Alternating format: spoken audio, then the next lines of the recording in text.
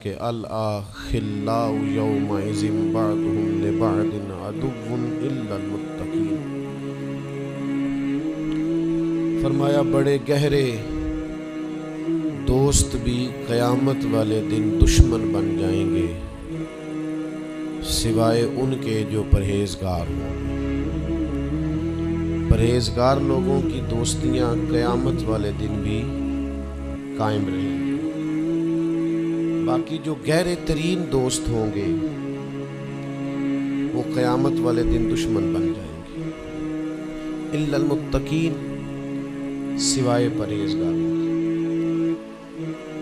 دنیا میں آپ کو کوئی شخص ایسا نہیں ملے گا جس کا کوئی دوست نہ ہو، اور وہ لوگ بھی بڑی کثرت سے ملیں گے جو دوستوں کا شکوہ بہت کرتے ہیں۔ دوستیاں لگانا، دوست بنانا، تعلقات استوار کرنا یہ منع نہیں، شرط یہ ہے کہ دوستی اللہ تعالیٰ کی رضا کے لیے لگائی جائے۔ ہمارے ہاں جتنی تیزی کے ساتھ دوستیاں لگتی ہیں اس سے زیادہ تیزی کے ساتھ دوستیاں ٹوٹ جاتی ہیں۔ اس کی سب سے بنیادی اور اہم وجہ یہ ہوتی ہے کہ ہمارے ہاں دوستیوں کا جو معیار ہوتا ہے وہ دنیاوی لالچ ہوتا ہے۔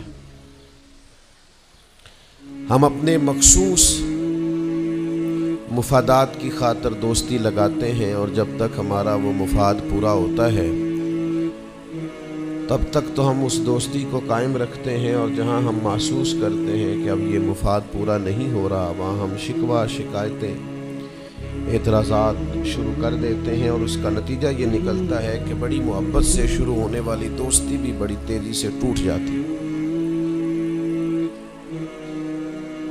تو میرے بھائیوں یاد رکھیے گا کہ دوستی اور تعلق قائم رکھنے کے لیے سب سے اہم اور سب سے بنیادی ضرورت یہ ہے کہ دوستی محض اللہ کی رضا کے لیے لگائی جائے۔ قیامت والے دن اللہ کی بارگاہ سے یہ اعلان ہوگا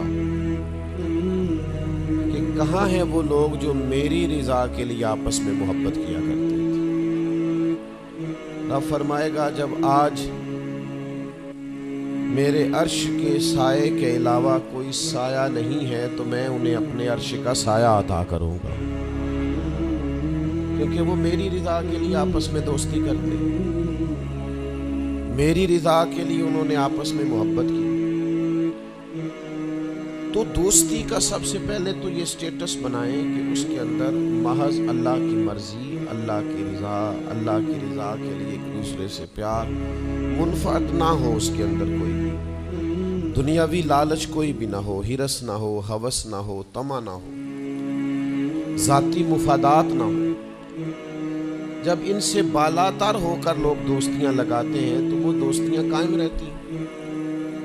اللہ کے پیارے محبوب صلی اللہ تعالیٰ علیہ وسلم نے فرمایا قیامت والے دن کچھ لوگ ایسے ہوں گے جن پر انبیاء اور اولیاء رشک کریں گے، ان کے چہرے 14ویں رات کی طرح چمک رہے ہوں گے، انہیں نور کے ممبروں پہ بٹھایا جائے گا۔ یا رسول اللہ اتنی فضیلت ان لوگوں کو حاصل ہے، یہ کون لوگ ہیں؟ تو حضور فرماتے ہیں یہ وہ لوگ تھے جو جس سے بھی دوستی لگاتے تھے، پیار کرتے تھے، محض اللہ کی رضا کے لیے کرتے تھے۔ تو اللہ تعالیٰ صبح قیامت انہیں اعزازات سے نوازے گا، شرف سے نوازے گا، فضیلت سے نوازے گا۔ دوسری بات یہ ہے کہ دوستی کب قائم رہتی ہے؟ دوستی تب قائم رہتی ہے جب ہم نہ دوستوں سے زیادہ امیدیں نہ لگائیں، انسانوں کو انسان ہی سمجھیں، ان سے بہت لمبی اور وسیع امیدیں لگا لینا اور بڑے وسیع مطالبات کرنا اور بڑی لمبی چوڑے تقاضے دوستوں سے کرنا۔ میں اکثر دوستوں کی خدمت میں یہ گزارش کیا کرتا ہوں کہ اپنے دوستوں سے کوئی مطالبہ کر کے انہیں آزمائش میں نہ ڈالو۔ تم نے اپنے ہی دوست کو لا کر پل صراط پہ کھڑا کر دیا ہے، بیچارہ اس طرف جائے کہ اس طرف جائے، ان سے کوئی ایسا مطالبہ کرنا جو ان کی پہنچ سے باہر ہو، ان کی حیثیت سے بڑھ کر ہو، ان کی طاقت سے زیادہ ہو، تو اس کا مطلب یہ ہے کہ آپ نے اپنی دوستی کو خود آزمائش میں ڈال دیا ہے۔ آپ اتنے لمبے چوڑے تقاضے نہ کریں، آپ محدود سا لوگوں کے ساتھ تعلق بنائیں۔ وہ جی میں اس کے اتنا کام آیا ہوں تو اب اس کو اس سے ڈبل آنا۔ آپ نے تو تجارت کی، اگر آپ کی محبت ہوتی تو پھر تو آپ کا انداز اور ہوتا. جب تیرا حکم ملا ترک محبت کر دی, دل مگر اس قدر تڑپا کہ قیامت کر دی. تو یاد رکھیے گا کہ آپ حکم جب آ گیا, جب آپ محسوس کریں تو اس وقت پھر آپ اس چیز کو سمجھ جائیں. تو دوستیوں کو کبھی بھی آپ کٹہرے میں کھڑا نہ کریں, تعلقات کو کبھی بھی آزمائش کی بھیٹ نہ چڑھائیں. اس طرح کا ماحول نہ بنائیں جس میں آزمائش پیدا ہو, جس میں تکلیف بڑھ جائے, جس میں کرب کا احساس سامنے والے کو ستائے. کوشش کریں گنجائش رہے ماحول کے اندر, آسانی رہے, وسعت رہے. تیسری بات یہ ہے کہ اگر آپ محسوس کرتے ہیں کہ دوستی کو چلانا ہے تو پھر صرف اسی چیز کو نہ یاد رکھیں جو چیز آپ کو آج میسر آ رہی ہے اور آج آپ کو انکار ہو رہا ہے. اس سے پہلے جو دوستوں نے بڑی وفائیں کی ہیں وہ بھی تو یاد رکھے نا. ہمارا یہ ماحول ہوتا ہے کسی بندے نے 99 دفعہ نیکی کی ہے, ایک دفعہ انکار کیا ہے, تو ہمیں ایک دفعہ کا انکار تو یاد رہتا ہے لیکن 99 نیکیاں یاد نہیں رہتی. یہ بہت بڑی زیادتی ہے. آپ کو اگر اتنی لمبی چوڑی اس کی نیکیاں فراموش کرنے میں 1 منٹ نہیں لگا تو پھر آپ نے دوستی کس مقصد کے لیے لگائی تھی؟ آپ اس کو سمجھیں, اس کو آپ محسوس کریں. میں نے یہ دیکھا ہے زندگی میں کہ لوگ چاہتے ہیں کہ روز ان کا مطالبہ پورا کیا جائے, روز ان کا مطالبہ. ایک دوست تھے, بزرگ تھے, تو وہ سلسلہ طریقت کو چلاتے تھے. خانقاہ نظام کو, نظم کو لے کے چلنا مشکل ہوتا ہے. تو ان کے ایک مرید نے شکوہ کیا. اس نے کہا کہ حضرت پہلے آپ بڑا وقت دیتے تھے, اب آپ ٹائم نہیں دیتے. تو فرمانے لگے پہلے میرے بچے 1-2 تھے, اب درجنوں میں ہو گئے, اب وقت بٹ کے ملے گا نا. والد پہلے 1 پر توجہ دیتا ہے, بچے 4 ہو جائیں تو ٹائم تقسیم, بات کی سمجھ آ رہی ہے, تو وقت تقسیم ہو کے ملے گا نا جب بچے بڑھ جاتے ہیں. اور فرمانے لگے ابھی تو میرے سمجھ لو 10-15 بچے ہیں, تو جب پوتے نواسے نواسیاں ہو گئے تو یہ اور زیادہ بڑھ جائے گا, پھر اس میں اور زیادہ تقسیم کار ہو جائے گی. تو پھر اس طرح کر کے ماحول میں تقسیم ہو جاتی ہے, اور یہ ہوتا ہے. یہ ایک صورت ہے. آپ دیکھیے نا, کبھی ایسا بھی ٹائم تھا حجر اسود پر کہ اس کو ہاتھ لگا کے آپ چھوم لیتے تھے, اور ڈھیروں وقت صحابہ اس پر چہرے رکھ کے رویا کرتے. پھر ایسا وقت آیا کہ چھڑی لگا لو بھائی, چھڑی لگا کے پیچھے ہٹ جاؤ. اور اب ایسا ٹائم ہے کہ آپ دور سے استلام کر لیں. اب اگر آپ کہیں کہ مسلمان دیکھو جی حجر اسود کو تو ہاتھ لگانے کا موقع ہی نہیں مل رہا, تو بھائی نبی پاک نے تو فرمایا میں قیامت والے دن کثرت امت پر فخر کروں گا کہ میری امت زیادہ ہے. تو یہ تو تعداد کا بڑھنا, یہ تو کثرت کا ہونا, یہ تو باعث ناز اس کو سرکار نے کہا. اب آپ دائروں میں محدود کرنا چاہتے ہیں, آپ اس طرح کا ماحول بنانا چاہتے ہیں کہ کوئی شخص مقید ہو جائے, وہ اس دائرے سے باہر نہ نکلے, تو یہ تو بات درست نہیں ہے. تو کوشش کرنے کا مقام یہ ہے کہ آپ دوسروں کے لیے بھی گنجائش پیدا کریں, دوسروں کے لیے بھی آسانی کرنے کی کوشش کریں, پھر تعلق برقرار. اور پھر آپ پچھلی نیکیاں بھی تھوڑی یاد رکھیں کہ اس سے پہلے اس نے بڑی نیکی کی, بڑی محبت کی, تو پچھلی نیکیاں بھی دوستوں کی یاد رکھیں. صحیح بخاری سے ایک حوالہ عرض کرتا ہوں. نبی پاک صلی اللہ تعالیٰ علیہ وسلم کا نا ایک راز لیک ہو گیا. حضور مکہ مکرمہ پر حملہ کرنا چاہتے تھے, تو ایک خط لکھ کے دیا گیا ایک عورت کو کہ جا کے پہلے سے آگاہ کر دو مکے والوں کو کہ تم پر حملہ ہونے والا ہے. اس عورت نے وہ خط اپنے بالوں میں چھپایا اور وہ نکل گئی. اللہ تعالیٰ نے محبوب پاک کو اطلاع دی. حضور علیہ الصلوۃ والسلام نے حضرت مولا علی کو 2 صحابہ کے ساتھ بھیجا. فرمایا مقام خاک پر تمہیں ایک بی بی ملے گی, اس کے پاس سے خط ہے جو کفار کی طرف جا رہا ہے, اسے گرفتار کرو, وہ خط لے لو اور واپس آ جاؤ. حضرت مولا علی شیر خدا رضی اللہ تعالیٰ عنہ وہاں پہنچ گئے, اس خاتون کو گرفتار کر لیا, اس کو کہا وہ خط لے. وہ کہنے لگی میرے پاس تو نہیں ہے, کوئی خط نہیں. تو حضرت علی فرمانے لگے چونکہ میرے نبی نے کہا ہے تو خط تیرے پاس ہی ہے. ساڈے نبی دی زبان ساڈے واسطے قرآن, وہ زبان جس کو اللہ نے بھی سے.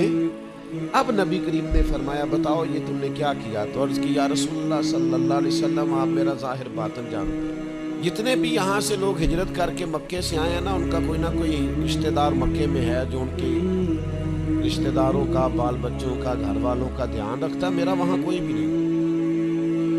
اور مجھے پتا تھا آپ نے حملے کا ارادہ کر لیا ہے تو انشاءاللہ کامیابی اللہ نے مسلمانوں کو ہی دینی ہے، وہ کر کچھ نہیں سکتے۔ میں ان پر ایک احسان کرنا چاہتا تھا تاکہ وہ میرے بچوں کا اور میرے پیچھے گھر والوں کا تھوڑا خیال رکھیں، اتنی سی میری خواہش تھی۔ میرے نبی کریم نے ان کا عذر قبول کر لیا، فرمایا ٹھیک ہے، آپ جو کہہ رہے ہیں بات ایسے ہی ہے، آپ کو اسلام کو نقصان نہیں پہنچانا چاہتے، آپ یہ چاہتے تھے کہ کوئی ایک نیکی ان پہ کر دی جائے تاکہ وہ آپ کے، تو اتنی بڑی بظاہر بات تھی لیکن حضور نے قبول کر لی۔ معنی کیا ہے کہ دوستوں کی پچھلی نیکیاں بھی یاد رکھنی چاہیے۔ چوتھی بات یہ ہے، اگر ہم چاہتے ہیں دوستیاں نبھیں تو اسلام کا ایک حسن ہے کہ اسلام دین اعتدال ہے۔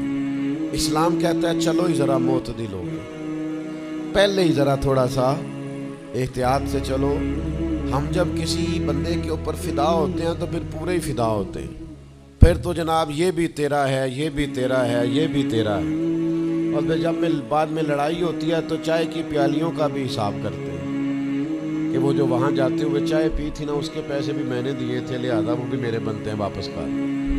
کورے ورک کتاب نہیں ہوندے، پتھر دل گلاب نہیں ہوندے، اور سجنا پہلوں ہی سوچ کے لائیں پھر یارہ نال حساب نہیں ہوندے۔ آپ سوچ سمجھ کے دوستی لگائیں، تعلقات کو سوچ سمجھ کے لے کے آگے چلیں۔ نبی پاک صلی اللہ علیہ وسلم نے فرمایا وقفے سے ملا کرو، محبت بڑھتی ہے، تھوڑا نا وقفے سے ملا کرو، اس سے محبت بڑھے گی۔ یہ جو بہت وارفتگی ہے نا، بہت وارفتگی ہے، بہت جوش ہے، تو اس کا نتیجہ یہ نکلتا ہے کہ جتنی زور سے گیند دیوار سے لگتی ہے پھر اتنی زور سے ہی گیند واپس آتی ہے، اس کے نتائج ٹھیک نہیں نکلتے۔ عرض یہ کرنا چاہتا ہوں کہ اعتدال میں رہیں، معتدل رہیں، آپ اس حد سے تجاوز ہی نہ کریں۔ میرے پاس یہاں ایک دوست آئے تو مجھے کہنے لگے کہ میرا دوست بڑا اچھا تھا، بڑا نائس تھا، بڑا بہترین تھا، بڑا پیارا تھا، میرے ایک دوسرے دوست نے اسے خراب کر دیا۔ تو میں نے کہا وہ دوسرا دوست، میں سمجھا نہیں، کہنے لگے یہ میرا پرانا دوست تھا جس نے اسے خراب کیا، جسے کیا وہ نیا تھا 2-4 سال، اس کی میں نے دوستی لگائی تھی، اب وہ دونوں ڈائریکٹ ہو گئے اور مجھے انہوں نے بیچ میں سے نکال دیا ہے۔ تو میں نے کہا یہ تو اکثر ہوتا ہے، پہلی دفعہ تو نہیں ہوا، اس طرح تو 1.5 دفعہ ہوتا ہے۔ کہنے لگے میں کروں کیا، میں نے بڑا شور کیا ہے، ان کو اپنے احسان بھی یاد کرائے پر وہ مانتے نہیں۔ میں نے کہا اب حل ہے نا، تھوڑا چپ کر جا کچھ عرصے کے لیے، تھوڑی خاموشی اختیار کر، جو چپ کر جاتا ہے وہ بھی بچ جاتا ہے۔ اگر تم چاہتے ہو کہ یہ دوستی پھر سے بحال ہو جائے تو زیادہ شکوے نہ کرو، زیادہ شکایتیں، ہم بعض اوقات اعتراضات اتنے کر بیٹھتے ہیں، شکوے اتنے کر بیٹھتے ہیں، اپنی زبان سے باتیں اتنی نکال بیٹھتے ہیں کہ دوبارہ پھر دوستی کا بحال ہونا ممکن ہے۔ ایک حدیث یاد رکھیں گے اگر سناؤں آپ کو؟ نبی پاک صلی اللہ تعالیٰ علیہ وسلم نے فرمایا کسی سے دشمنی بھی کرو تو اعتدال سے کرو، ہو سکتا ہے کل کو وہ تمہارا دوست بن جائے، اور فرمایا کسی سے دوستی بھی کرو تو اعتدال سے کرو، ہو سکتا ہے کل یہ دشمن بن جائے۔ کسی سے دشمنی بھی کرو تو اعتدال سے کرو، ہو سکتا ہے کل کو وہ تمہارا دوست بن جائے، اور فرمایا کسی سے دوستی بھی کرو تو اعتدال سے کرو، ہو سکتا ہے کل یہ دشمن بن جائے۔ دوستی اور دشمنی میں یہ جامع ترمذی میں حدیث ہے، اعتدال کا رستہ نہ چھوڑو، معتدل رہو، سارے راز ہی دے بیٹھنا، ساری باتیں پہلے کر لینا اور اعتراض کرنا، تو شکوے بھی پھر سارے ہی کر لینا۔ دوست کو اس کی کمزوریوں کا بھی پتہ ہوتا ہے، وہ ساری کمزوریاں بھی اس کی بیان کر لینا، اس کو بھی بتانا، اس کو بھی بتانا، اس سے بھی ذکر کرنا، تو یہ انداز درست نہیں ہے۔ آپ معتدل انداز میں دوستی لگائیں، اعتدال کے ساتھ چلیں، شکوے زیادہ نہ کریں، اعتراض زیادہ نہ کریں، وہ بے وفا ہی صحیح پھر بھی یار اپنا، چلو اس میں کمی ہے، وہ اس میں بے وفائی ہے، پر سجن تو اپنا ہے۔ تو دوستی ہماری ہے اس کے ساتھ، اس کی کمزوریوں کو چھپائیں، آپ اس معاملے پر تھوڑا سا اپنے ظرف کو کشادہ کریں، آپ تھوڑی وسعت پیدا کریں۔ ہم سمجھتے نہیں چیزوں کو، ہم غور نہیں کرتے، اس خاص انداز میں چیزوں کو نہیں لیتے جس انداز میں چیزوں کو لینا چاہیے۔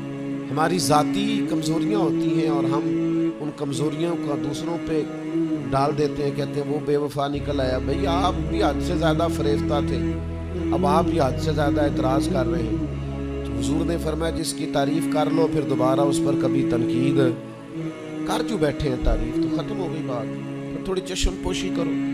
انسانوں میں کمیاں بھی ہوتی ہیں، تو دوستی کو صحیح طور پر آگے لے جانے کے لیے چھٹا سبق یہ ہے کہ تھوڑی سی نا عادت عیب پوشی کی بھی بنائے، تھوڑا پردہ پوشی کا مزاج ہو تو پھر بھی ذرا دوستی آگے۔ سمجھ آ رہی ہے بات کی؟ تھوڑی سی نا نظر عیب پوشی والی۔ سلام نے فرمایا تو کسی مسلمان کی دنیا میں پردہ پوشی کر دے، اللہ قیامت والے دن تیری پردہ پوشی فرما دے۔ آپ تھوڑا سا اس کا عیب چھپا دیں، بات ختم ہو گئی، تھوڑی سی پردہ پوشی کر دیں۔ دیکھیں نا، ہمیں حکم دیا گیا ہے شریعت میں، کسی شخص کا انتقال ہو گیا، اب کچھ لوگ اس کے غسل میں شریک ہیں، تو ان کو حکم یہ ہے کہ اگر تم نے کوئی اچھی بات دیکھی نا، خوبی دیکھی، چہرہ کھل گیا ہے، جسم تر و تازہ ہے، یہ سب کو بتاؤ۔ اور اگر تم کچھ ایسی چیز دیکھو کہ بیماری کی وجہ سے جسم اکڑ گیا ہے یا کسی وجہ سے چہرے پہ کوئی سیاہی آ گئی، کسی سے ذکر نہ کرو۔ جانے والے کے لیے تم اچھی چیزوں کو تو بیان کرو، لیکن نقائص کو کبھی بھی بیان نہ کرو۔